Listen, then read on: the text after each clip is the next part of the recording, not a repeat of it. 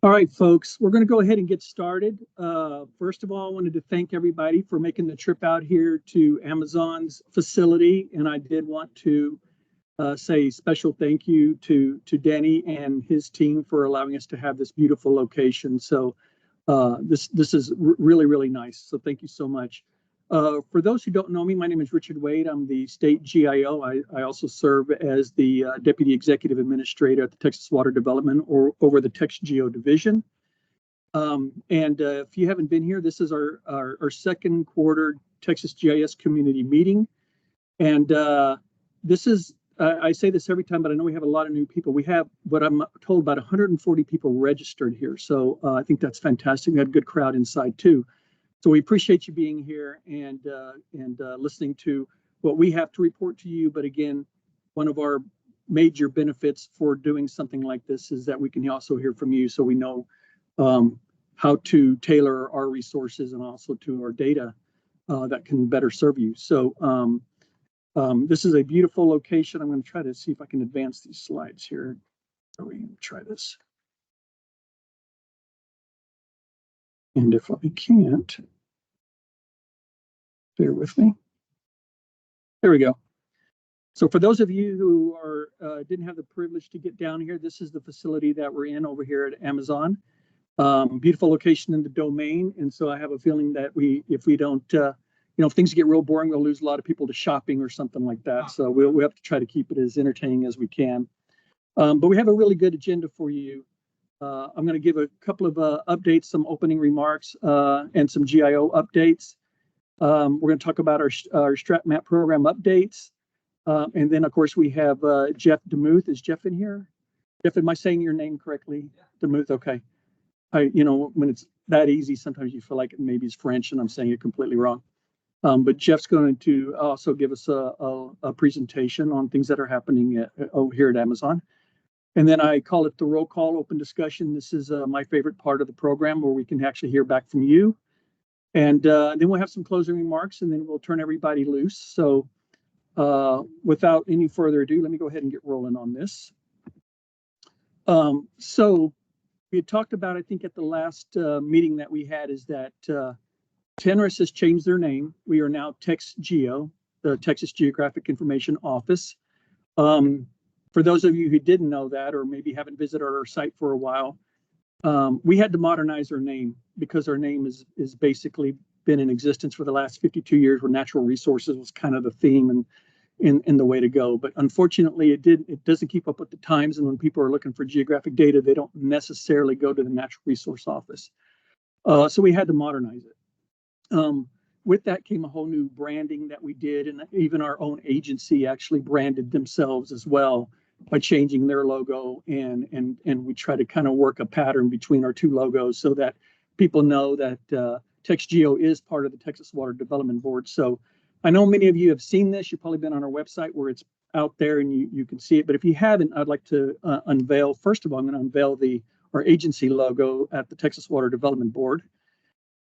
So we've kind of updated it, modernized it a little bit, and we think it's a kind of a real good, I would say, modern day logo. And just the fact of the Texas by itself, if you didn't have the Texas Water Development Board, that would be something extremely catchy. I think people would really understand if they saw that without the words. They would know that is the Water Development Board. So I don't think I have to necessarily explain what you're seeing there, because I think it's pretty self-explanatory, but we're really excited about this logo. But the one I'm really excited for is our logo. And a lot went into this. I really need to thank our staff for really, really working hard to come up with what we consider to be, I think, a very, very modern logo that fits us as a group and fits Texas as a state. So without any further ado, I'm going to go ahead and show you that. So this is our new logo. We're really, thank you. We're really excited about it. And I think there's a lot of subliminal things in here, I think, that you can see. It's a very nice logo.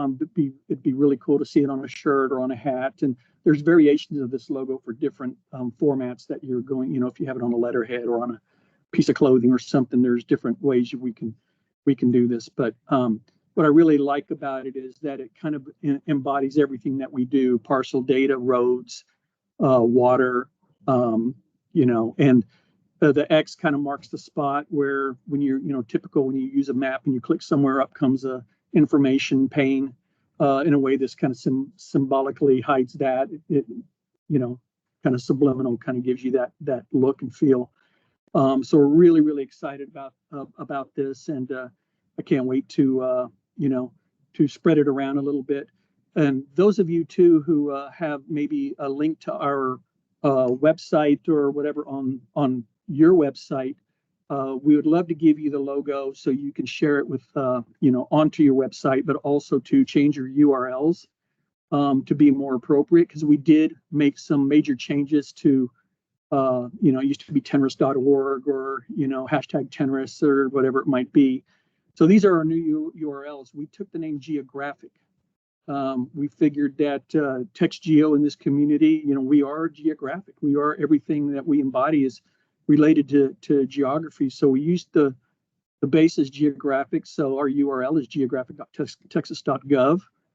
And two, in our social medias at Geographic Texas. So kind of keep a mental note of that. I think that would be easier to remember than, even text geo. In some cases, it gets misspelled with the GEO over GIO. So we just try to take all the confusion away and put it out there. So follow us on these links, on these tags, and let us know what you think. We'd love to know what you think about the logo and your experiences with our website as we rebrand and kind of rework some things internally. So it's going to take a little while. Moving on, I want to give you some GIO updates that we've been working on. And one thing in particular that I think is important is I don't think everybody knows that there's actually a Geospatial Data Act, or the GDA Act is what it's been known by.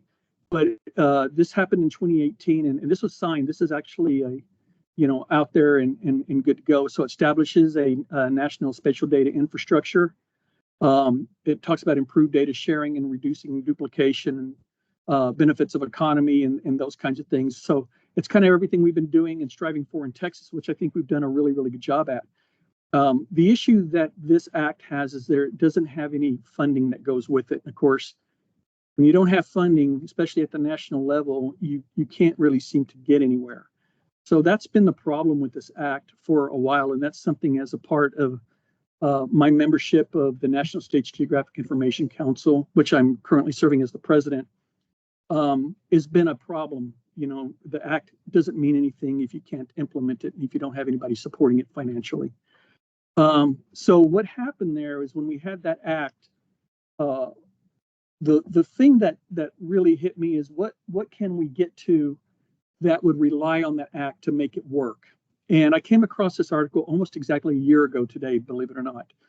And this article basically talks about Senator Gonzalez introducing a bill to improve flood mapping. Well, in Texas, we do a really good job here with flood mapping. We've had a lot of experiences with Harvey and some of the floods in East Texas. But what was really interesting is Senator Gonzalez is here in Texas. He's in the Valley, and he talks about the Images Act, which basically the Images Act is just short for, if I can read exactly what this says here, but it's the mapping of addresses, geospatial elevation. Sorry, I can't quite see all that stuff, but it spells out basically images, and it's everything that we're talking about.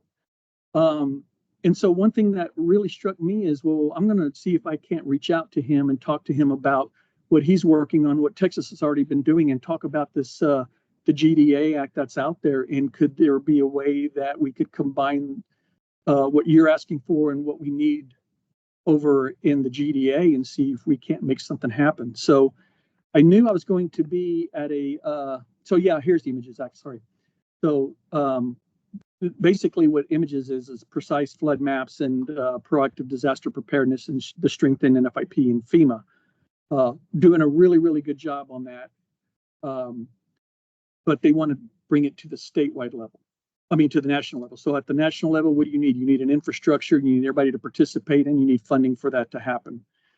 So I did know I was going to be in DC for a meeting at NISJIC, and what we thought we were going to do is we have something there we call Hill Visits. So this gave me an opportunity to actually go to the Hill and request a meeting with Senator Vicente Gonzalez to see if we could have a conversation. And luckily, I was able to get in with his staff. He was actually out, but his staff was there, and they welcomed me.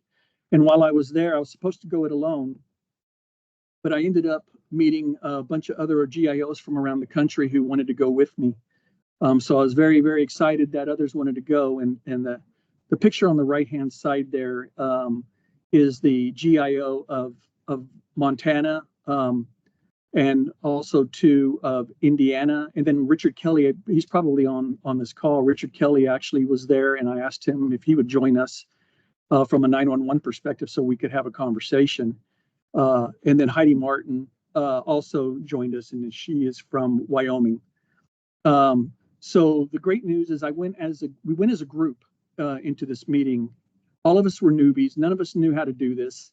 But we thought we're just going to walk in and see if they will listen to what we have to say and talk about the great things Texas has been doing, but explain why we need more at the at the national level. So we went here to the Cannon building, which is where every state representative has an office. And we perused the floors until we found the office we were looking for, knocked on the door and went on in there. And they greeted us with open arms. What I was supposed to be a 15 to 20-minute meeting ended up being a 45-minute meeting at their request, which is never a bad thing. And on top of that, they were very, very excited about what we have been doing, what we've been working on, and have asked for more information from me, as well as even said, because Representative Gonzalez sits on the Finance Committee, the National Finance Committee, said, would you be willing to speak in front of that Finance Committee about this stuff? And, after I, basically jaw hit the floor, not expecting that was going to happen, I said, yes, as a representative of NISJIC, be happy to talk about the need for additional funding. So we've been compiling information and trying to get it over to his office so that they know more. So the great news is that hopefully we will finally have a Geospatial Data Act that will actually have some teeth with it, with funding, and all the great things we've been doing in Texas. Other states can kind of follow along, and all data will be accessible through a kind of a national front end when something happens. So we're really, really happy about that perspective. Now, it's going to take a little while, but I think we're on the right track. And most others who visited the Capitol also had very, very amazing conversations with their representatives as well. So we're definitely headed in the right direction. So I'm happy to report that. Definitely more to bring to you as we learn more and about what my role will be. If I do testify in front of that committee, I will keep you informed, and we'll see what happens. Then the last thing I want to kind of go over with you is a pilot that we've been working on. I've mentioned this a few times, but it's a digital twin side of things. And for those of you who don't know, basically a digital twin is just a digital representation of reality, essentially, as it comes to, our buildings and our land cover and everything else that we have. And I'm trying to tie it to something that I think has got that it can be used for immediately. And one thing that came to mind early was helping with school mapping, and having the students be able to have a curriculum within the high schools to help them map their own facilities. And so we've been working the details on that. A lot of us in this room I have talked to, and we've talked about how to move forward on that. We were very fortunate enough to have Fugro, who is here today, fly a little test area over Del Valley, which is hopefully will be one of our partners, official partners on the school mapping program, and that then we can tie it to other schools, specifically, have it scaled to smaller schools like Interlingua or others in the rural or in the rural areas.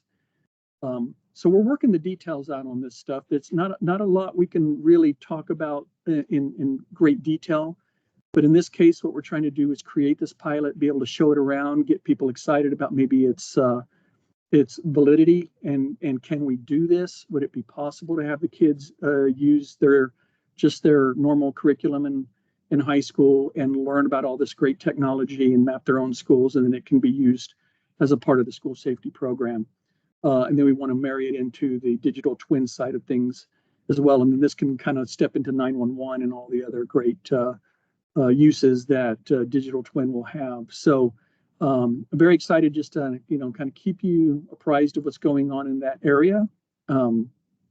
I think this is going to be a really, really big thing for us, because it's kind of a paradigm shift away, in a way, on how you use your information, how you use your data. You don't have to necessarily search for it anymore. You can pull up the digital twin, and the information goes along with that, and you just kind of get to choose what it is you're trying to do.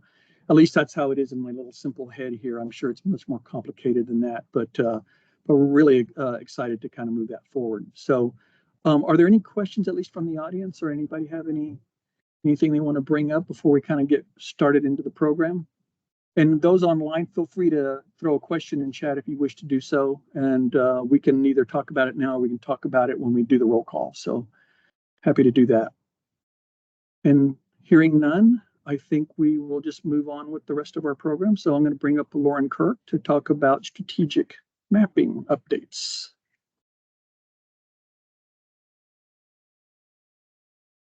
You have to use the trackpad. Okay, thank you. Awesome. Hello, good afternoon, everyone. Thanks for coming. My name is Lauren Kirk. I'm the imagery specialist at TextGIO. Going to give you a couple, start off with a couple project updates from my side of things. Not that. Always forget about that. So first of all, our Texas Imagery Service. So for those who may be new in person or online, TextGIO has a really wonderful Texas Imagery Service product, which is a subscription-based imagery program that delivers 6-inch natural color imagery, refreshed about every other year.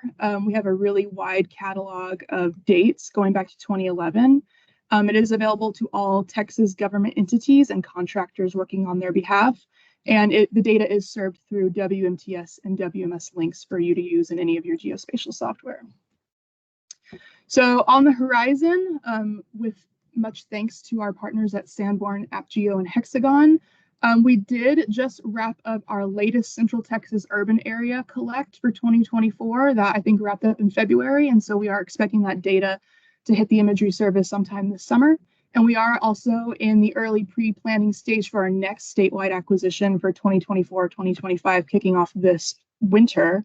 And both of those data sets are going to join our latest statewide collect in 2023 and our last two most recent urban collects for 22 and 21 respectively. So all of these layers are in green at the moment, are also currently available in the service, and these two are upcoming, which we're very excited about. So like I mentioned, the imagery service is served via WMTS and WMS links to use in your geospatial software, but just for demonstration purposes here, all participants have preview links that look a little bit like this, that open with the default of the statewide layer. And so, like I said earlier, we have image layers going back to 2011, so users can toggle on and toggle off whatever imagery layers they need for their respective projects. If you are interested in the Texas Imagery Service, have any questions or pricing, or want to take it for a spin, please check out our Imagery Service project page on our new TextGIO website. You can also request two-week trial links, sorry. 2-week trial links for the imagery service also on that page. So definitely check that out if you are interested. But I also want to highlight on our data hub all of our over 90 ortho imagery collections that we have as well, which is an amazing resource. Those you can download tiles and also use the WMS and WMTS links if you prefer as well. Okay, changing gears. You guys have probably heard me for near a year now talk about land cover data in Texas. So stuff is happening. Starting off with our phase 1, NOAA's phase 1, 1 meter land cover data is available right now at that URL up at the top. That covers all of the counties you see here in yellow, and that is has water, canopy, and impervious land cover classes. So check that out. It's awesome. And then more exciting stuff is phase 2, which is coming soon. Still 1 meter resolution. It is a more in-depth land cover data set that adds an additional 20-ish classes to that phase 1 that you saw. And I'll go, my next slide shows you the classes that are included, but it is derived from imagery used in our Texas Imagery Service. It's a really rich, robust data set. I've had the chance to take a look at the draft data. It's awesome. These are screenshots from that draft data. It is of the Houston-Galveston area, about 11 counties in that pilot. We are expecting that data in May, maybe June, but as soon as we get it, I will be screaming about it. So stay tuned. And this map just further illustrates those 11 counties that are getting that phase 2 extended land cover classifications. And these are those additional land cover classifications. Doubt you'll see snow and ice on there, but you never know. Who knows? And then just briefly, Richard also mentioned this about our digital twin pilot in partnership with Fugro. It is a small AOI, about 9 square miles, that covers the Del Valley AISD area. We are excited to see that data because they flew the digital twin pilot with 3-inch imagery and really dense LiDAR point density, 25 points per square meter. And so that data, I think we're expecting sometime in the summertime. So you'll probably hear a lot more from either Richard and I about that come the summer. There's not, I'll default to what Richard said. He summed it up beautifully. So yeah, we're very excited about seeing that data come through in the next couple months. Maybe the next time we have the community meeting, you'll be hearing more about it from me. And that concludes my updates, unless anyone has any questions about imagery, land cover, or digital twins. And yes. Mm-hmm. Mm-hmm. Yes. Early summer. Yep. And that urban area stretches from Bexar County, San Antonio, up to Waco, that corridor of counties. Any other questions? No? Okay, I'll hand it off to Ellen.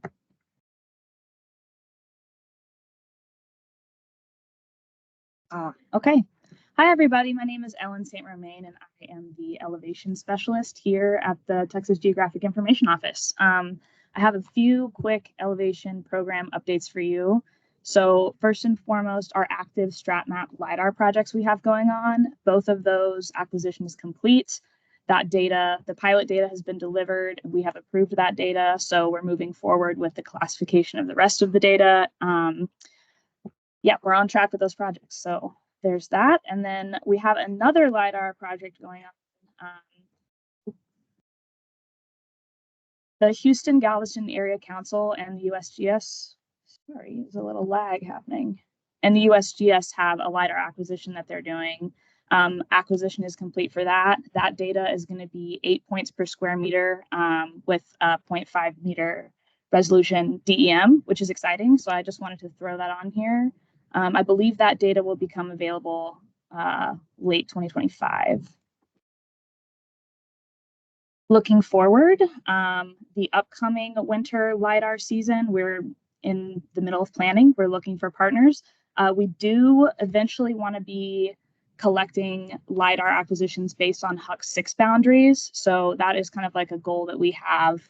If anybody is interested in partnering with us on that, our priority areas, as you can see, are the 2016, 2017 sort of aged out LiDAR we're hoping to collect.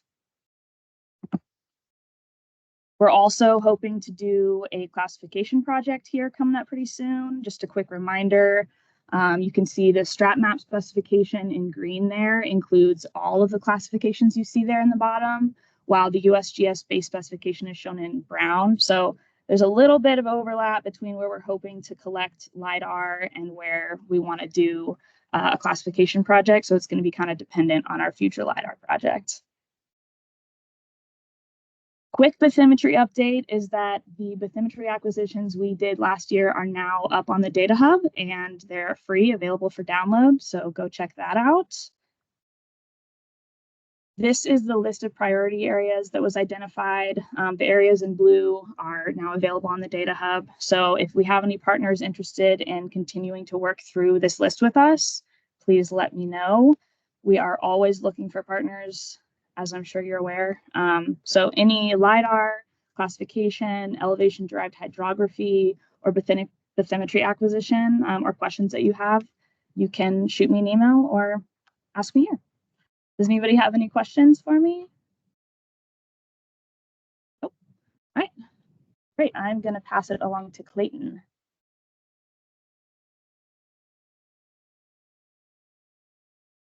Hi, everyone. My name's Clayton. I'm the Geographic Data Officer with TextGIO, and I manage our land parcel and address points. So just a quick update on that. The 2024 collection is currently in progress, and I expect that to be available in July. So just a few more months. The goals for this year's collection were to improve coverage and fill gaps, which I'll touch on in a minute. And then for anybody that's new, just now hearing about this program, you can find our past year's data sets on our data hub. So an update on our address points. We currently have 251 counties that are in-house that have already been processed and are ready to go. 13 counties, the Houston, Galveston area are currently pending. So those still need to be processed. And then there's 3 counties that I haven't received data for yet. Howard County has data that they're updating. I think they're just now putting it within a GIS environment. So it's taking some time to update. So far, there's been 8.7 million address points processed, which is an increase from last year's data set. And this is just an example of how we've improved some of the coverage. So this is the Dallas County area. On that side is the 2023 data set. And then this is this year's data set. So we've added about 500,000 extra address points there. For land parcels this year, we partnered with BIS consultants to get statewide coverage. They are going to provide us with every county except for Donley County, which just doesn't have the data at least available on a GIS. And again, that data will be available in July. So that's all I have, unless there's any questions from anybody. Okay, I'm going to pass it on to Aaron.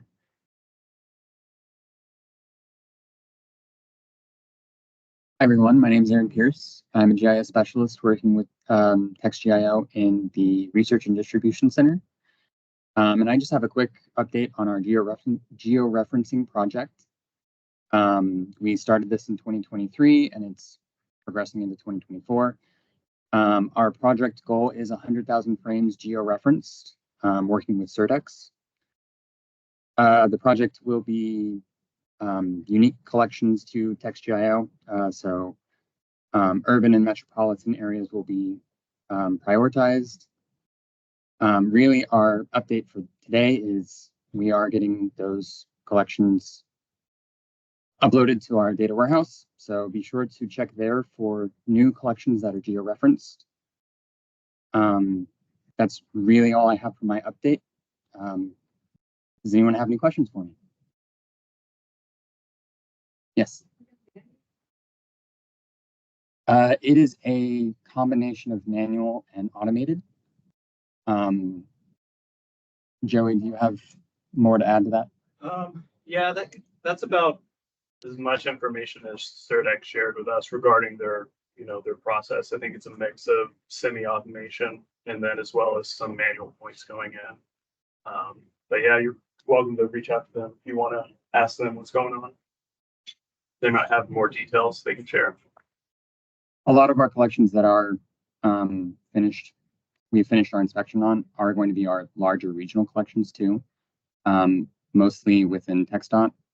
We should have some Miller collections that are going to be rolling out as well soon too. So just be aware of that. And if you have any questions on those, please feel free to email me. I'd be happy to answer any of those questions that you all have. Any other questions? All right, I'll pass it along to my colleague, Maria.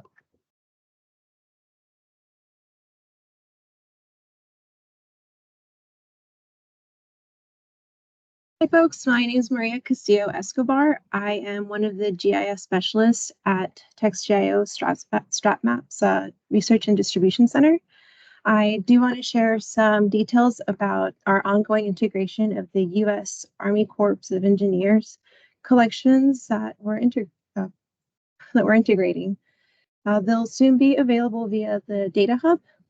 Be on the lookout for that. This collection does span between 1957 to 2011. They are partially georeferenced with a concentration of coastal area and our state's water resources. We are finding that we found a few collections that are very high resolution and high quality that I want to share with y'all. Starting with the Galveston Jetties North. This was taken August 29th, 1962. This is roll 6, frame 64, starting over on the southern side. You can see a wonderful dock station. To the right of that road, some road with vehicles on there and what looks to be some dwelling structures. Are very neat. Upon opening one of the georeference frames from this collection, I found that the scale ratio is at about 1 to 1,300 inches. We do have one more frame that is from the seagrass mapping collection taken on November 11th, 2011. This is roll 1, frame 1, really neat name on there. Up at the string from top to bottom, there is the Queen Isabel Crossway going into Port Isabel, and down at the very south, we have the South Bay entrance next to, my apologies, I am forgetting the name of this island, but just some neat things we'd like to share with y'all. No, I will get back to you on that. But that wraps up my updates and little details of the USACE collection. Does anyone have any questions for me? We do have our emails up on the projector. If you have any questions, please feel free to reach out to us. We're always happy to help out, answer any questions. I will hand it over to Joe now.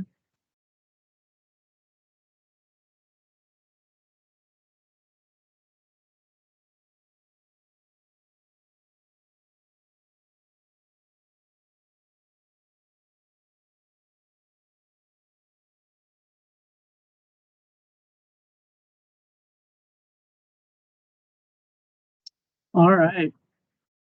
Good afternoon. My name is Joe Sepulveda. I'm representing the Texas Geographic Information Office, and I have the privilege to introduce Jeff DeMuth. Jeff is a solutions architect with Amazon Web Services and author of the book Geospatial Data Analytics on AWS. Jeff joined Amazon in 2016 and has authored several geospatial blogs on topics like serverless GIS, partitioning geospatial data lakes, generative AI with geospatial and geospatial analysis with Spark. He focuses on ArcGIS and open source solutions and has presented at AWS reInvent, AWS Serverless Day, Esri UC Italy, Esri Dev, Esri Fed UC, and many more. Please join me in welcoming Jeff.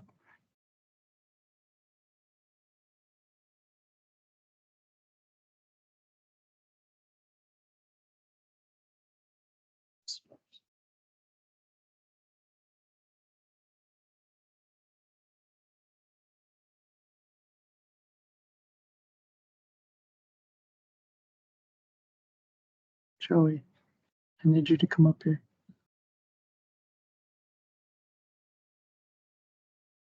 Sorry about that. Are you checking, Joe?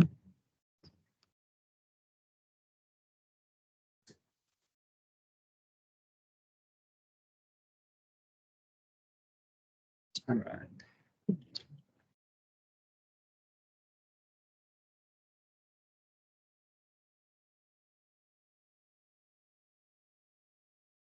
Yeah, thanks for the introduction. We'll go ahead and jump into it. The presentation is supercharging your GIS on AWS. It is a little bit ArcGIS heavy, but I'll add some open source solutions in the mix as well. So first, what are the primary drivers for moving GIS to the cloud?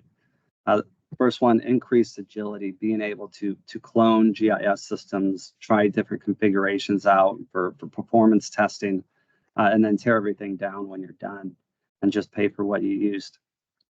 Guessing capacity. When you have these events that these large scaling events, you don't know how much capacity you need.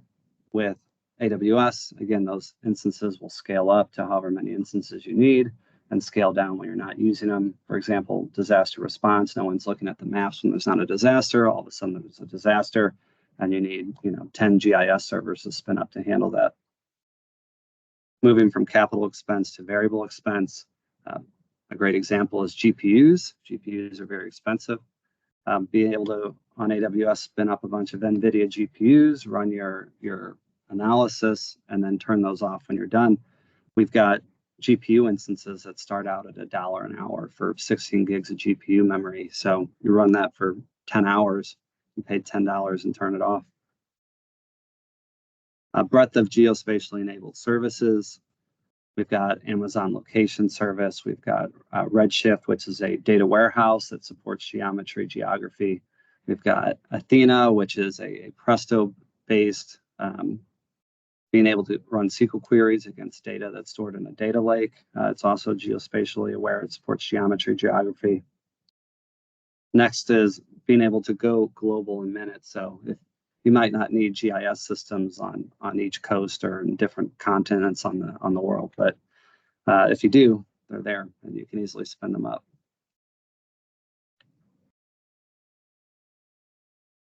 A deployment option. So for ArcGIS, one of the easiest ways to get started on AWS is their Cloud Builder tool.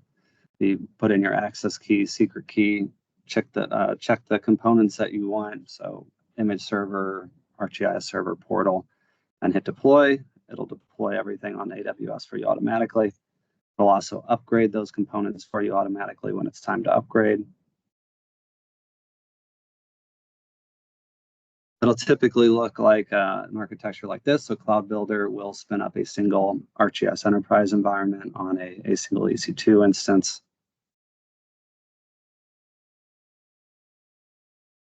The next option is CloudFormation templates. Esri provides ArcGIS, a bunch of different ArcGIS CloudFormation templates to deploy different configurations of ArcGIS. If you need a highly available ArcGIS, if you need auto-scaling ArcGIS servers, there's CloudFormation templates where that's essentially a JSON template file. You upload that to AWS and it'll spin up those resources for you automatically. And then you can also use the CloudFormation templates to upgrade those instances when you're done. There's also Amazon Machine Images out there for ArcGIS. For some of the other open source solutions, there's also GeoServer and MapServer images in our marketplace. And then there's also container images that you can use to deploy like GeoServer in a container.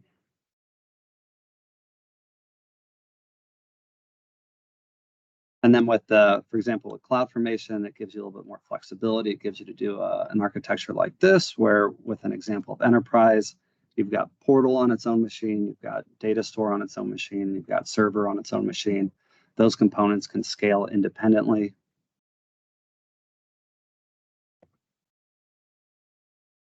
And then we can make those deployments a little bit more cloud optimized on AWS. You can use, instead of web adapters, you can use an AWS load balancer that removes the web adapter components.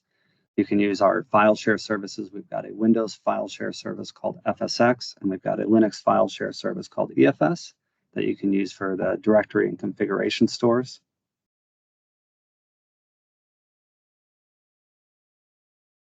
Migration tools. So with Esri, there's a WebGIS DR tool that you can use to export all the configurations from the existing ArcGIS environment and then import them into the AWS environment.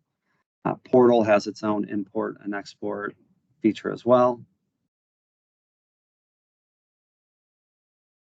And then we've also got the AWS application migration service. With the migration service, it's more of a lift and shift. So we'll have an agent that will scan your existing environment. It'll copy all the bits over to AWS. It's really the easiest way to move these GIS systems to AWS. The only downside is that it's also going to copy over, anything that was installed on-prem that you might not be using in AWS. So the more preferred method is kind of that export the data and then re-import it on the AWS side. So essentially on AWS, you can deploy the latest.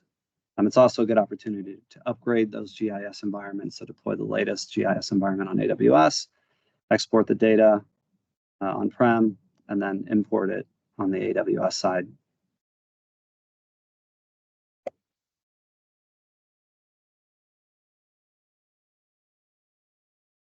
For backup and restore, we've got AWS Backup. That works great for GIS servers.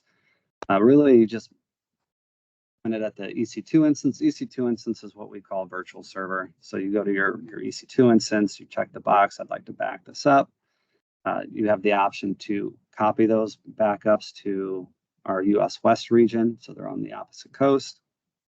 And then when it's time to restore, you can either restore those back into like a US East region, or you can restore them in the US West region.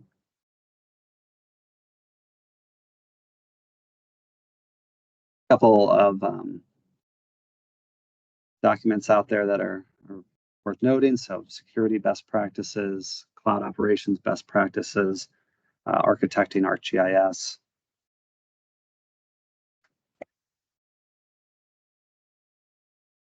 An example of just the power of that scalability and being able to turn on GPUs when needed.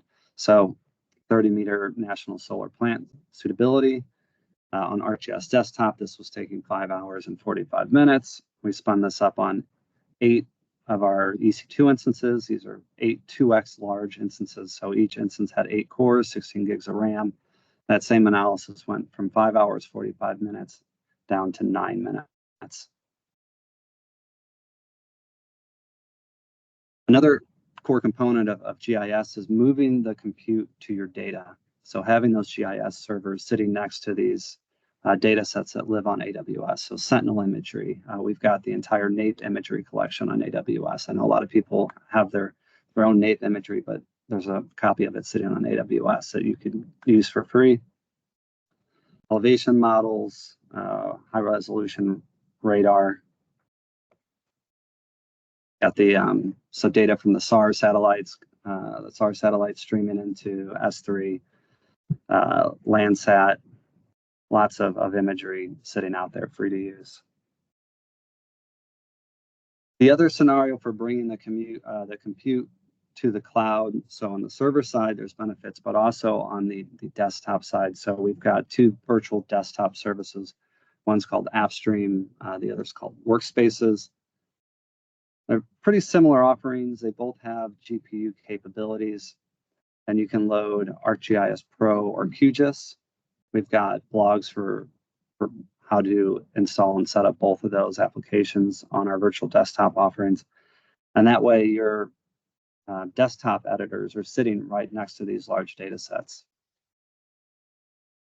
A lot of the latency that these programs run into when you're doing geoprocessing is really just moving the data back and forth from the data source to the application. So when you're running ArcGIS Pro or QGIS in a virtual desktop on AWS, you've got 10 gig connectivity to that data set, 100 gig connectivity.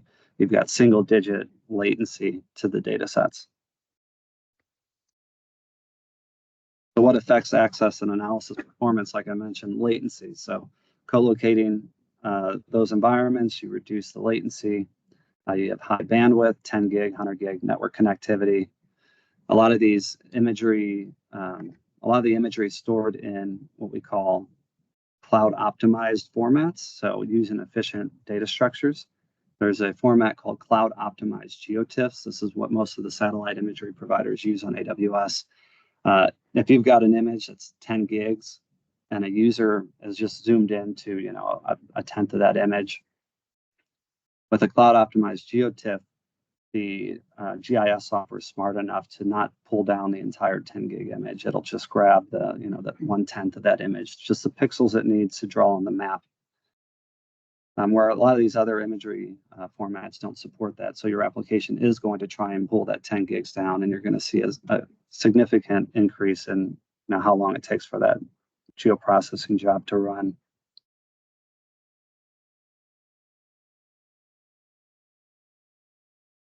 And then how that works with ArcGIS, it's mosaicing. With QGIS, it's the, you know, virtual raster VRT file formats.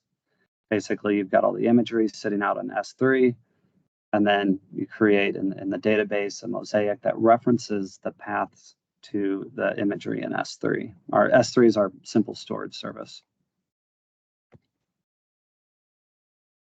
Why is this the gold standard for imagery storage? It mostly comes down to cost and performance.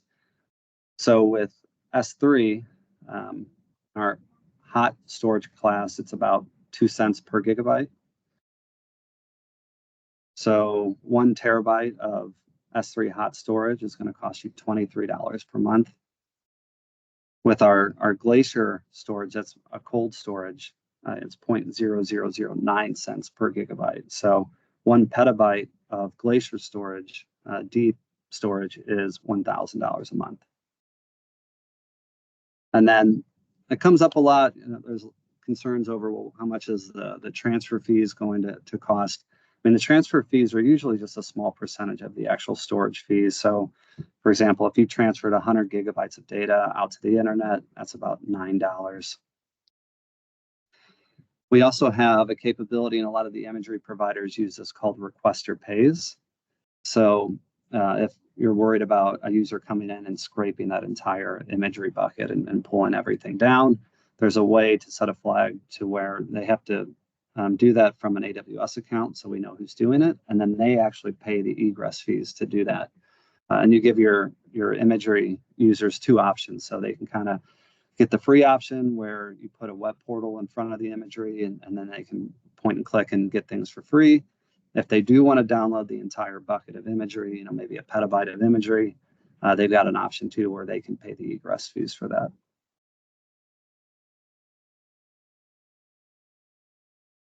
Also, there's a technique where you put like ArcGIS JavaScript or Leaf Map or OpenLayers JavaScript hosted in S3 on our storage service, and that can act as a website. So there's no web servers to manage. It's just an ArcGIS JavaScript or whatever JavaScript map file sitting in an S3 bucket.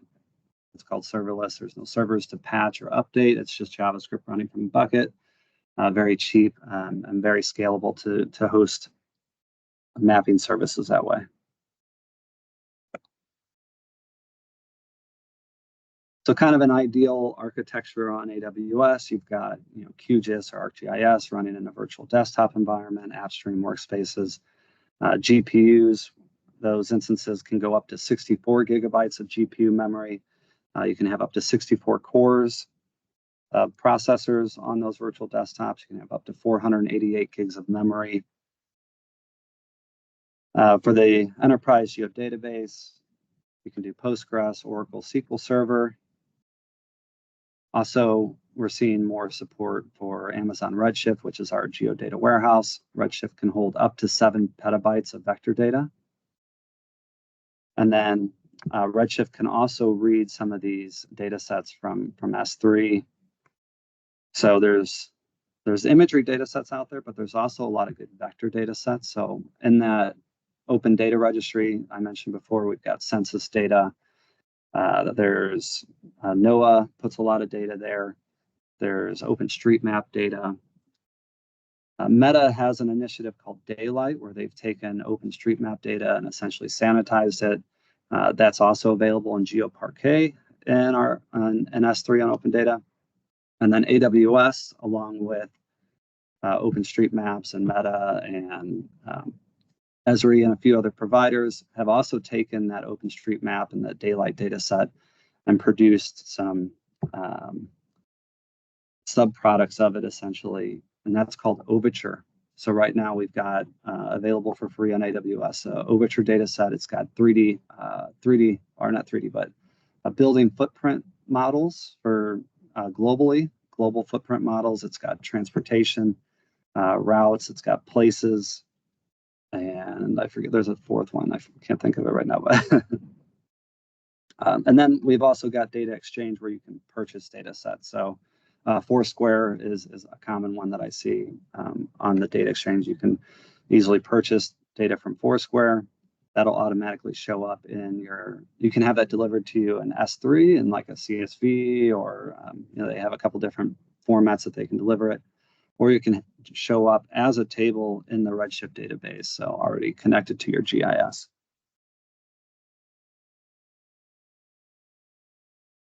Kind of a quick overview on Redshift. So, why Redshift, why data warehouse?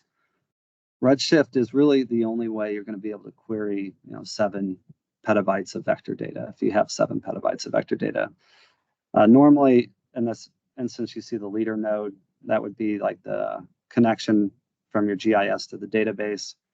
But on the back end, like each of those compute nodes could have a different zip code of data. And when you query, give me all the zip codes, those queries are going to be parallelized across up to 127 of these nodes, and it would retrieve 127 zip codes all at the same time. And then Redshift also has a capability called Spectrum. This is what allows you to have a geospatial data lake. You can start putting Parquet files into S3. Redshift's going to see those as if they were actually sitting in the database. It's much cheaper to store that data in S3, right? 2 cents per gigabyte. But your GIS is going to think that that data is actually sitting in the database. The next, seen a lot more interest in, Esri's got a product called GEO Analytics. There's an open source product called Sedona. These are Spark libraries for massive parallel processing. Again, if you've got petabytes of data in the data lake and you want to run queries on them and get the results back, sometime in your lifetime, this is how you would do it. It's kind of a Python syntax, but it lets you run SQL queries inside of a Jupyter notebook. That's going to do that same concept. It's going to essentially you have Parquet files spread across your data lake with separate zip codes. It's going to run those SQL queries in parallel against all those separate Parquet files.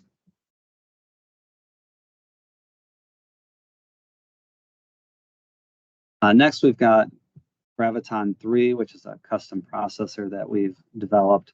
Graviton 3 works really well for enterprise geodatabases, so you can run those in your Postgres database.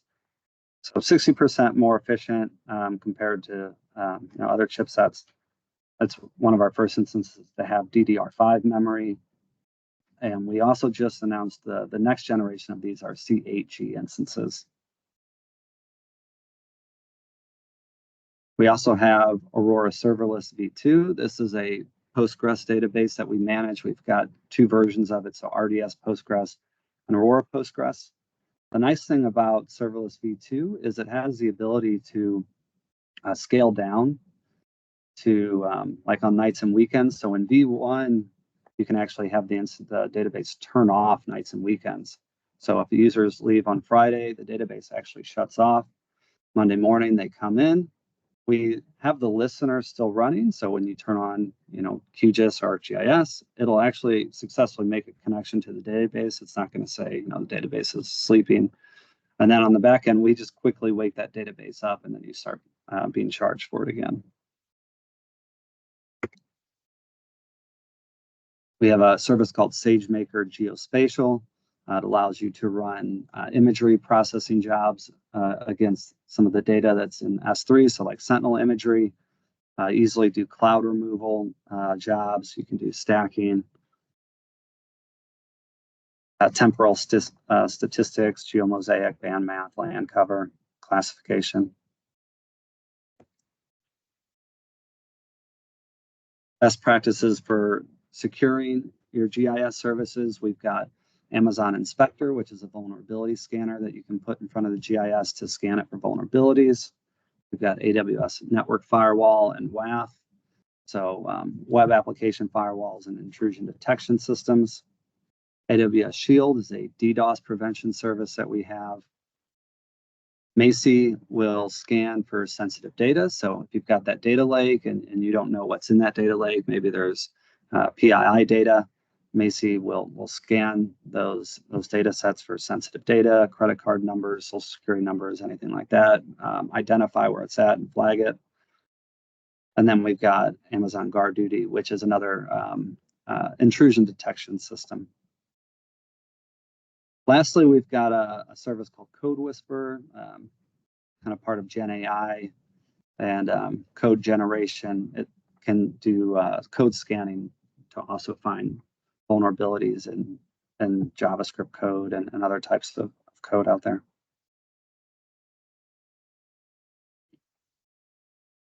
ArcGIS Kubernetes is also fully supported on AWS EKS.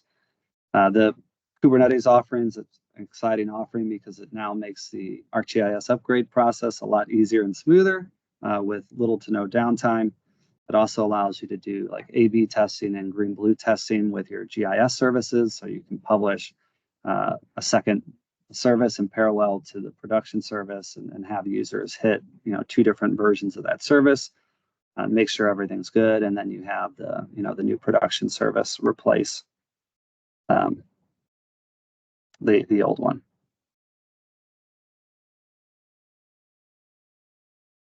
We also have Amazon Location Service. Amazon Location Service offers geocoding, reverse geocoding.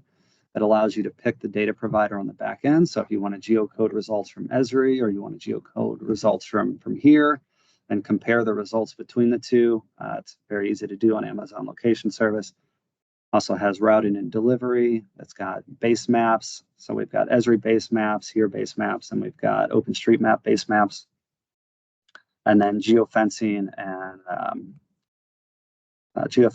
tracking.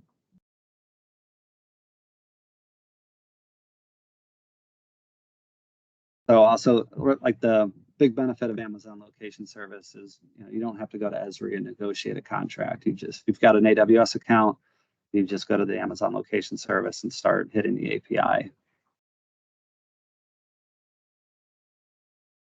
And then this is the last slide I had. So get started today. What does that look like to run a GIS server on AWS? So if you've got one EC2 instance, let's say it's 8 cores, 32 gigs of memory.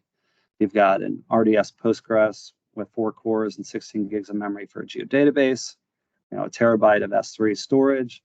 You're looking at about $915 a month. List price, if you do a 75 savings compute plan, like you commit to 1 year or 2 years or 3 years of running that instance, you could actually save 75% off of that price.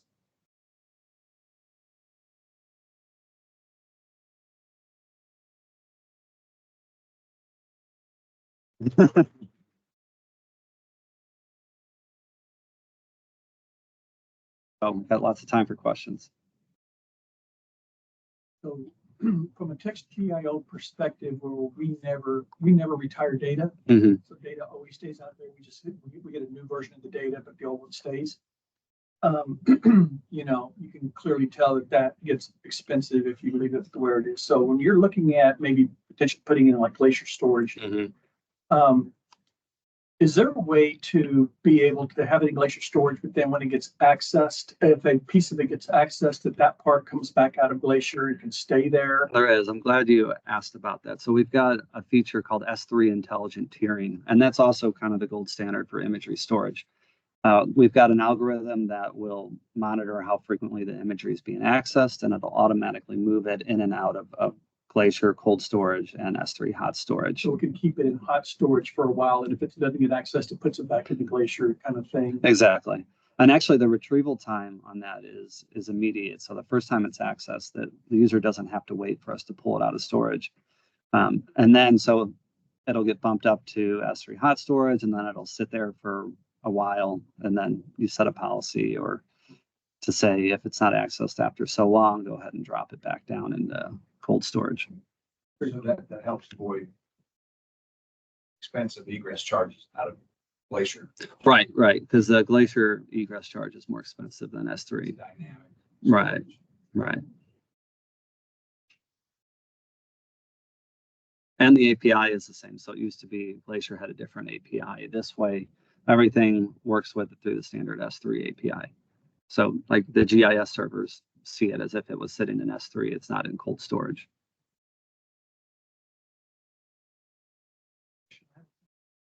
Here in a second. So when you're putting together let's say you're spinning up a new server, and you know that server is going to be something you're going to want to do periodically, the exact configuration. So you use it, you turn it off, you let it go away or whatever. Can you save that spec of that server so next time you don't have to go through and configure it again? You just basically spin that server up I had 3 months ago, exactly as I had it, have it come right back up, just as you did it. And, Yeah. in other words, Yeah. I'd have multiple versions of different servers, so you can say, I need that one, and that one's spun up without going through the configuration process. Yeah, there's two ways to do that. One, is a traditional snapshot. So you take a snapshot of the server and then you save that snapshot. The other thing is you don't have to delete the server. You can just power it off. Because when you're running a server, like the most expensive part of it is really the CPU and the CPU and the memory usage. And when you power it off, you're not paying that anymore. You're only paying for storage. So you could have a bunch of different versions of a server that with configurations on it, and you can just turn them off. Okay. And when So you can need them, turn you off, turn them you back don't on. get charged. Right. Even better. Yeah. And then when you configure a server, from the minute you've configured it, you say go, how quick, I think you said this, but I forgot what it was. How quick does it spin up and say, okay, I'm ready for you? And that includes all the software, the operating systems. If you have an Imagery server on there, how quickly does that come online and say, I'm ready for you? So some of that's going to depend if it's like a snapshot and all the software that's needed is already baked into the image, it's going to come online in like 2 or 3 minutes. If it's got some type of bootstrapping that's required, so when it turns on, there's scripts that are run. That's where it's more variable. So it depends on what those scripts are doing. But and then a lot of times we'll tell customers to run those scripts ahead of time and bake all those updates into the image so that they get that 2 minute, 2-3 minute startup time. The other thing you can do too is with the containers. So Docker containers, for example, like there's a GEO server Docker container out there. Those things power on in like 15 seconds. Yeah, they're really fast. And probably even faster than 15 seconds, probably like 5 seconds. I mean, they're lightning fast. There's a question in the back. Yes. An increase in what was it? Are you seeing an uptick in the adoption of using virtual VDIs at all? I wouldn't really say an uptick. Like I'm talking to a lot of customers that are running things like Citrix on-prem, and they're typically just carrying that over. So I don't know if it would necessarily be an uptick. Just with the VDI, with the workspaces and AppStream, being able to easily have access to those GPUs, that's really where I'm seeing like some of the Citrix stuff move over to AWS, AppStream, and workspaces just for the ease of access to GPUs. And I see some users too, like you don't have to use our VDI service, AppStream workspaces. A lot of power users will just install ArcGIS or QGIS on an EC2 instance, which is one of our virtual servers. And you get a little bit of cost savings running on EC2, but you don't get the user management. So IT typically likes the VDI services because they can manage 1,000 users at a time. Power users, though, that are in the council and are familiar with AWS will just use an EC2 instance. And then on EC2, you've got more flexibility in the instance types.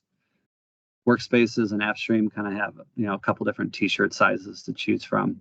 With EC2, you've got hundreds of different instance types. If you need a terabyte of memory, there's instances with 2-3 terabytes of DDR memory on them. Yeah.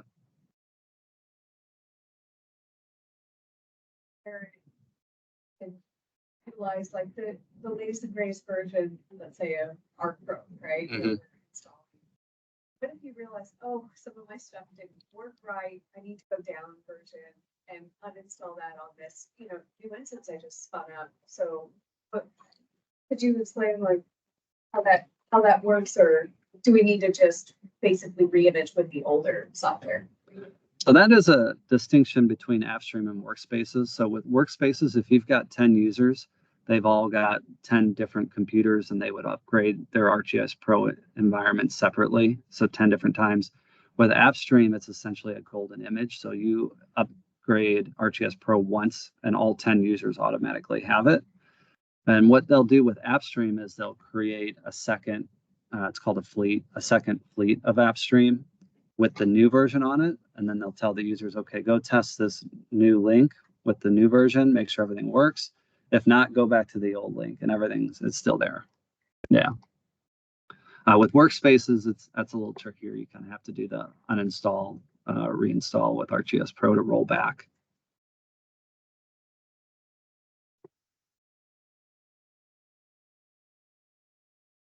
Any other? Yeah. One more. You mentioned that if you have a 10 terabyte image and you're hitting that, and with this service, it can pull just the part of the image you're looking for, not the entire image. Mhm. I'm assuming there's an index that is occurring when that data is out there. Is the customer aware of that size of that index, and is that passed on to them to build that index and have it sitting out there and being used, or is that? Yeah, so with the cloud optimized GeoTIFF, yeah, it'll build the pyramid like inside the image file itself. So when you convert it to the cloud optimized GeoTIFF, like the image might get slightly larger to hold the pyramid data inside of the image. Gotcha. Yeah. So the data does actually grow when it hits that. Yeah. Yes. Any idea of percentage wise? Just curious. Yeah, I haven't seen. I mean, it's not significant because the pyramids are pretty small, thumbnails of the actual image. But yeah, I don't know any offhand percentage.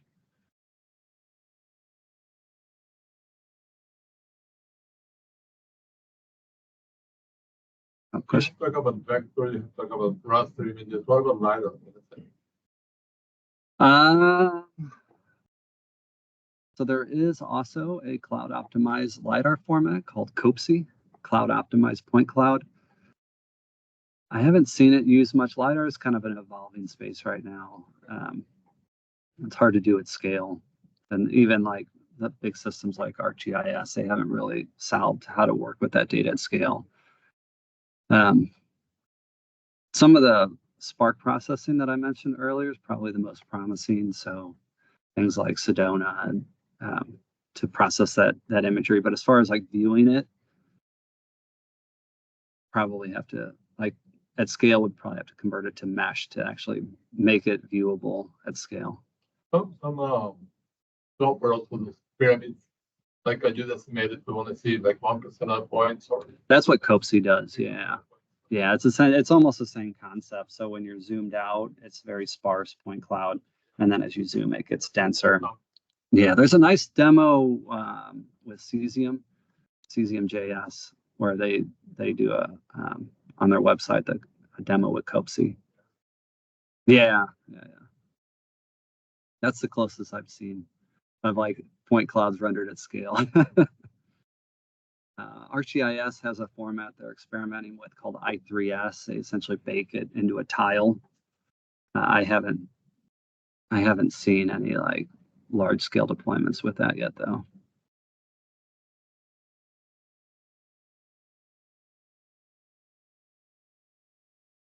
Any other questions? Yeah, thank you very much.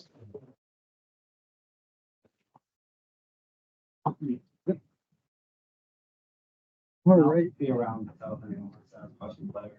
Appreciate it.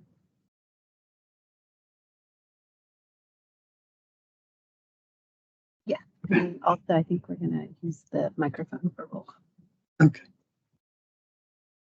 Where do we share this on Zoom? By the way, if anyone want any further discussion on this, Kenny Lowe of AWS, we rent him for free. Yeah.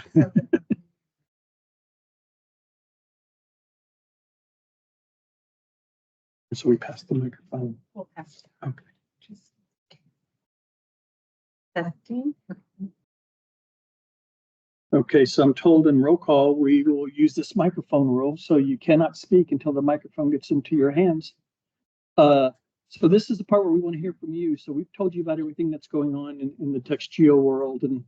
And so now what we'd like to learn from you is what you have going on and how others maybe can help or learn about. So I'm just going to open it up to, you got somebody online? No, I'm just saying. Okay, yeah, and so, yeah, so if you're online, raise your hand and you can, Joey, are you assuming you're going to take them off mute? Okay, so we would like to hear from you directly. We can hear you in this room if you take yourself off mute when the time comes. So let's go ahead and just start with the folks in the room real quick. Anybody have an update that they would like to talk about what they're doing?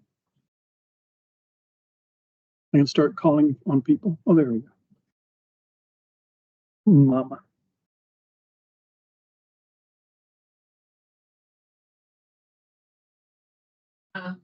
This is Martin Thing, City of Austin, Enterprise Data Services. And I want to talk about the project we're kind of about to finish. We are about to deploy ArcGIS Enterprise, Jeff Clover's on Amazon. I mean, not Amazon, Azure. We've partnered with third-party rock technologies to deploy that for us. So we're really excited. That's our first big deployment of enterprise. We use Maps to kind of support all of the Azure solutions. I think that. The other announcement is I'm going to be taking on a other temporary opportunity in the city. And so Jack Pitcher is going to be the interim IT manager for our enterprise. Not the email me anyway, and you always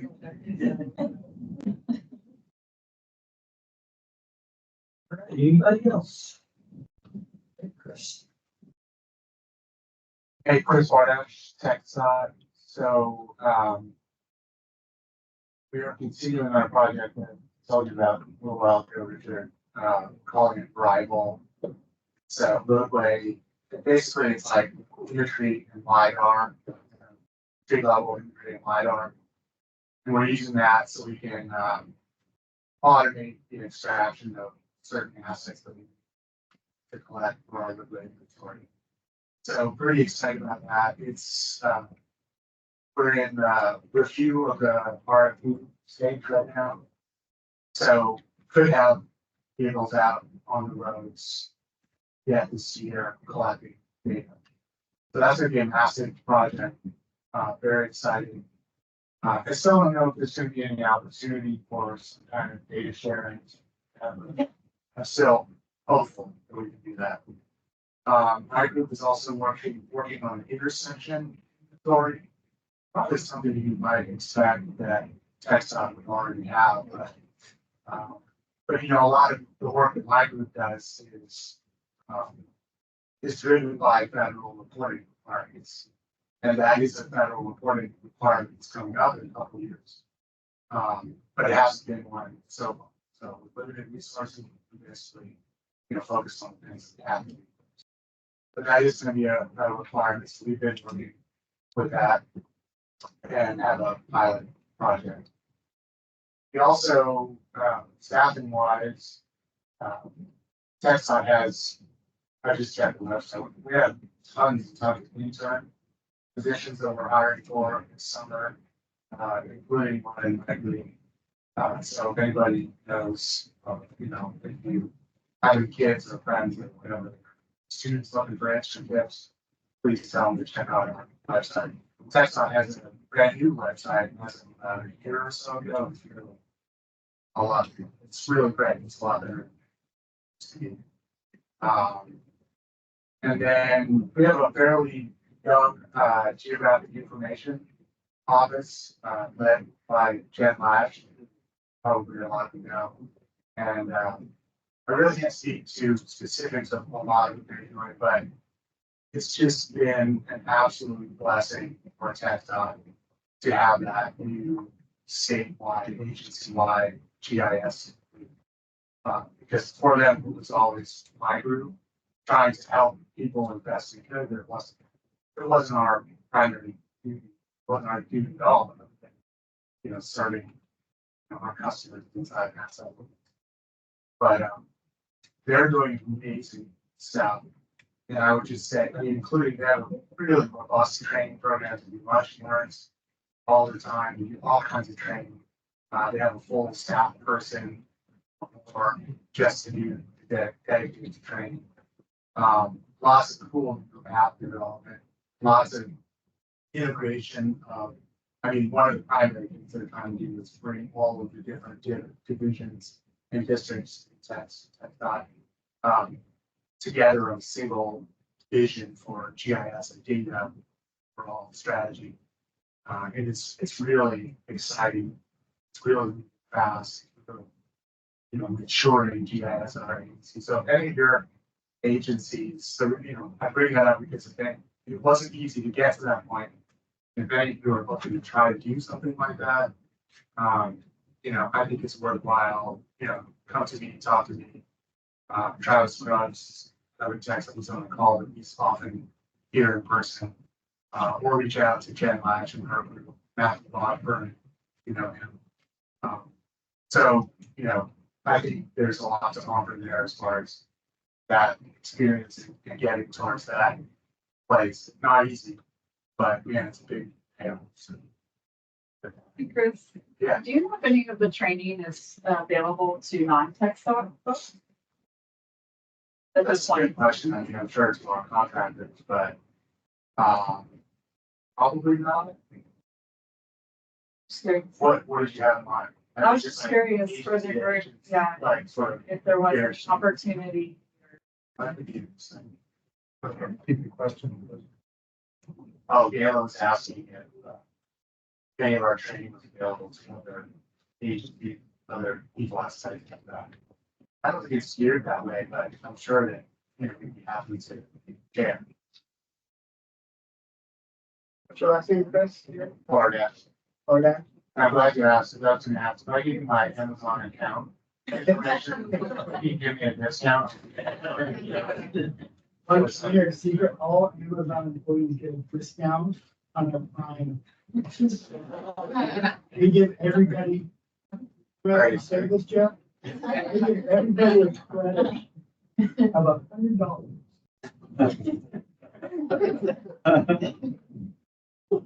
There is a no poaching.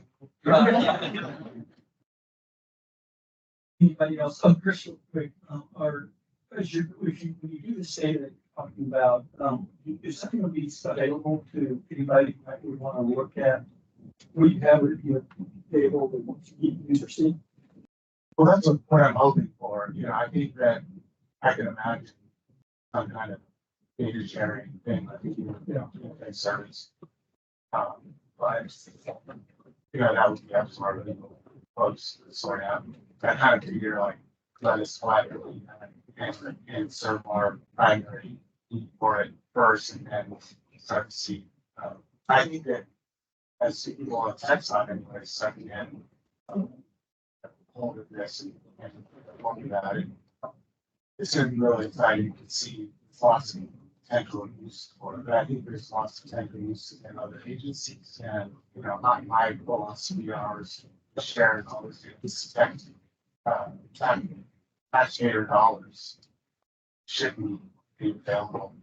So I think there might be like a GII issue or an imagery, something like that. But that's why I keep bringing it up. Yeah.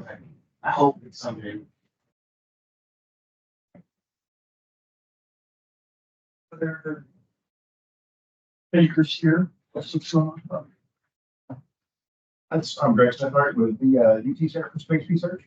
And just wanted to mention, we just completed a really cool sort of proof of concept in West Texas out by Fort Davis and McDonald Observatory, collecting big data with drones and also LiDAR and so on. And kind of with the whole purpose of being able to show that you can do sort of disconnected data collection and so on out in the field and be able to rapidly, with many devices, rapidly compile that and then send it through Starlink and get it back home and actually be able to use that data and get it into the hands of emergency responders. And it was a really good, we collected about 5 terabytes of data out there and then did actually analysis in the field, like for instance, converting LiDAR to usable glass and usable formats from GeoSlam devices that we were using. And we had a lot of lessons learned out of it using the DJI drones. And just made a lot of good determinations on how to do this, but it was just interesting to do this in a disconnected environment, which is one of the reasons why we went out to West Texas, to get out there where really the connections are really bad. We don't have cell coverage or anything like that. And so I think that's kind of it. Another piece of it too was using Survey 123 and trying to use it for multiple things. One is for being able to gather metadata on our data that we just collected and to rapidly ingest that, really get that done, because nobody wants to be metadata, but if we can limit it to just a few very important things that we want to get out there. So we're using Survey 123 for that, for collecting data on layers and artifacts and that kind of thing. And then submitting that with the data. In addition, having folks out there doing interviews. So if there's a disaster like the wildfires we just had, you could go door to door, talk to people, get information, submit data that way as well. And so it was we're still kind of processing the data and hope to write a report on it. But it was a very successful operation. Use case we've got is AWS snowball appliances. Have you seen those? I got actually a picture of that. I'm sure. Like a box like this big, and it's dust proof, shock proof. It's got GPUs on it, so we run drone map on it to do that analysis out in the field completely disconnected. And then you can either ship the box back to AWS and load all the data on S3, or you can connect it to Starlink or AWS Kyber to send it backwards. Threw one in what spacecraft? Put one in? Kyber? Yeah. No, it's not. You put one in one of the satellites, I think, were up there. Yeah, we've got 2 Kyber satellites up right now. Now those were beta satellites, so the next one will be probably like 100. We put a snowball in the US. Oh yeah, the snowball too. Kyber satellite communications. Ones which is running into. All right, thanks. Hey, I'm Jared Burke from the road, Houston, Texas. Couple that you're working on, the GIS team put together the laser gates and electricity supply map. So the next iteration will be published here in the next month. We're diligently moving away from the legacy our GIS map. The was so we're integrating everything into our both starting technical committee correctly. That's pretty exciting so far. One of the things we got, we're working on our primacy packet for EPAs to get primacy to permit carbon capture and storage wells, so the classic wells. And one of the provisions of that was in the grant was to get tools to support GIS. So on that portion of the packet, that I get through several of these. So the gaps kind of this permitting process that we see with the other state of primacy. And another thing I'm working on is geothermal permitting. We're going to get that out here probably slow. But with that, we've taken all the legacy wells that don't have digitally. We took that over from another agency, and we've been working with Texas Water Development Board and other dogs to get that updated. So I turned it over for about 2 weeks ago. So we fixed that gap of about 35 years ago. That was so hands off your the team at Richard and other everything. So good to see a lot of GIS and working on the different agencies to get the data that we need out of both cities.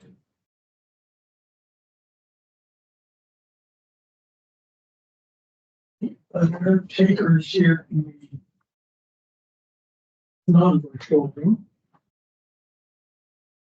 Hearing none. Joey, anybody? No one's raised their hand.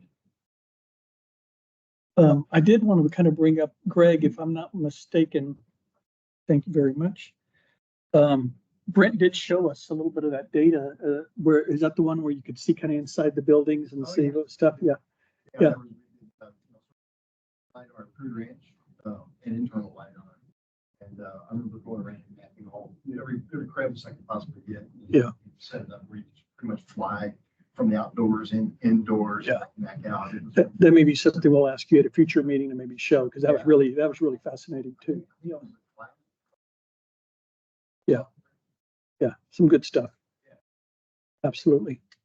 Well, if I would really hope others might online, if there was anybody else that could talk, but if you're not going to, just start reading off names, Joey, and tell them to take, no, I'm kidding. Yeah, there's just a lot of things I think that are happening in Gala. I don't know if we want to mention maybe what we're working with the demographic office, or maybe talking about annexation boundaries or whatever.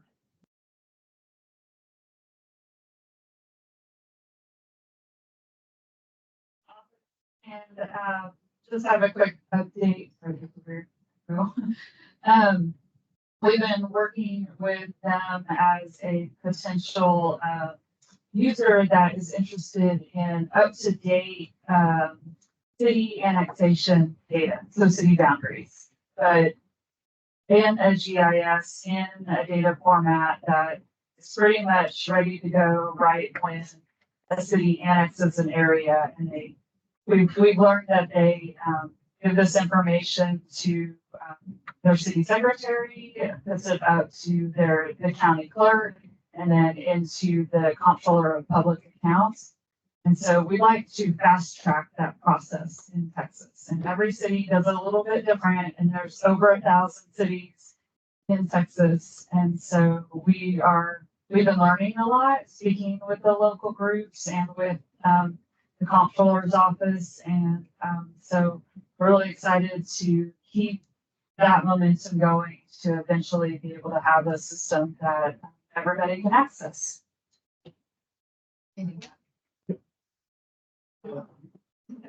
Yeah, so we are interested in kind of your take on that, because we are reaching out to the locals, and so it would be nice to, how useful is that data to you personally, and also to try to offer solutions to the folks that are actually collecting it. Is maybe TextGeo could help with the distribution of that, so you don't have to as an exchange for the data. So if you work in that world, let us know. We'd like to talk to you about it directly. Maybe we just need to be educated and learn about how this process actually works. So yeah, Chris. Well, I don't even. We've already been in discussions about this. I just wanted to add on that it sounds like it's progressing. So just keep us involved. We're obviously super interested in city boundaries and supporting our people.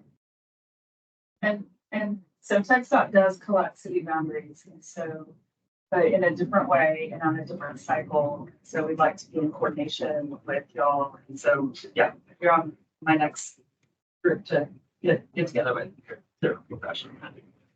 One last thing to bring up, if there's nobody else wants to speak. Lauren had brought up the fact that our land cover data, is out there, and what we have been looking at is the possibility of trying to look into a statewide collection of that land cover data. TextGeo will not be able to necessarily pay for it on our own. But if you are interested and you have maybe some dollars you could contribute to a data set like that, we could do a kind of a pass the hat sort of thing where TextGeo can seed some of the money, or whatever that might look like. But this data looks to be extremely valuable, and I know until you use it, you're not going to necessarily know the answer to my question. But once you do use it, we'd be real interested to know how valuable it is to you. State agencies specifically, if it looks like it may be of extreme value to you and you had some year-end money or some dollars you can maybe budget at a future time, let us know. Because we think it would be a benefit to the state. We would like to kind of pursue it, but it is a data set that is it's expensive, but it's valuable, and we would contribute, but we would want to know who else could contribute. So keep that in mind as you take a look at this information. So we'd also really like to know what classes are very important for you as well. Like which of those classes is your main focus? Is it impervious cover? Is it buildings? Is it roads? That's information we're actively trying to get right now. That was my question. What do you consider land? Right. So we're looking at as the board had identified, there's 25 classes. We want to up in. And I think that Ecopia, who produced the data for NOAA, there were additional classes that they produced that were even more finely detailed, but that wasn't part of the final deliverable. So there is a version that is better than the other version. So like things like impervious cover, there's segmentation of that into different classes themselves, like roads and buildings and sidewalk and stuff like that. Okay, this is the last chance for anybody to speak. still nobody? All right. Courtney, I'm going to have you talk about what we got coming up here this evening.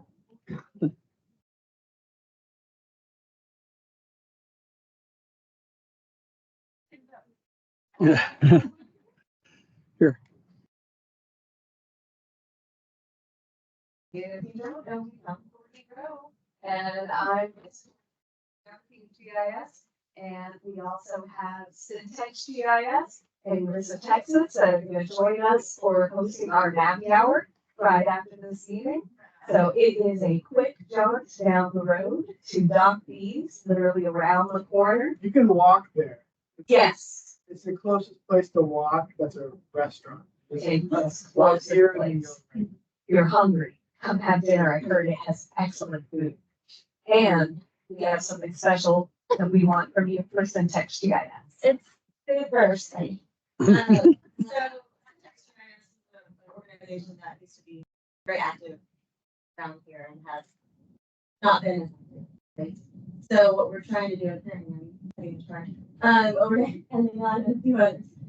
we're trying to do is get feedback from you. What should commission be? What's missing? Who should the audience be? What do you think that this community might use? Gail had a good point. GIO covers the state. SWIGIS covers local females and those like supporting and identifying. And what about everybody else? Did we need to bring people together in the community for cross industries, all that sort of stuff? So I'm gonna have it, sticky notes and things like that. Please brainstorm, no bad answers. Thoughts. So we want people to bring your ideas of what a vision of a Central Texas GIS should be. So hopefully we can bring more people together, and we all work better when we work together. Thank you, Courtney. I appreciate that. And let's see, I think we got one more thing to go over if I'm not. Yes. Okay, great. Hi, everyone. Good afternoon. My name is Gwen Cruzy. I'm the marketing specialist here at TextGIO. I've got a few forum updates to share with you guys before we send you off. So if you're not familiar, we host the Texas GIS Forum every year. This year, it's going to be here in Austin in October from the 21st to the 25th. And I'm very excited to unveil our theme for this year. Yes, thank you. It is reaching new realities. So it's all about embracing emergent technologies to realize and manifest new futures for all of Texas. So we do right now have our call for presentations open. So we are accepting proposals. We really want to encourage return presenters, first-time presenters. If you're even halfway thinking about submitting a proposal, we would absolutely love you guys too. So if you got something interesting or you know someone who does, you guys can head to our website, go to our events page, and hit the 2024, and that's where you'll find a really quick form that you guys can enter your information in. So you'll have until May 17th. That's our cutoff deadline. Other exciting news that's just around the corner, sponsorships will be opening very, very soon. Those are unique and limited. So if you guys are interested, I definitely recommend doing that as soon as possible. And we do have keynote announcements that are so close to being finalized. Y'all are going to love it. We can't wait to share when that's ready for y'all. So if you guys want to join our mailing list, this is a great way to get notified about new announcements that come out about the forum, but also about our community meetings like this. You guys will get a recap soon with some information from Arvid today. So go ahead and folks at home or here, use the QR code. And then lastly, we'll see you guys again in July on the 24th this time. It's still Wednesday, still from 2 to 4. We hope to see you guys all there and at our forum in October. So thank y'all. Stay tuned. Alrighty, I think that's everything from us. So thank you all so much for being here. We greatly appreciate it. Have a good rest of your day.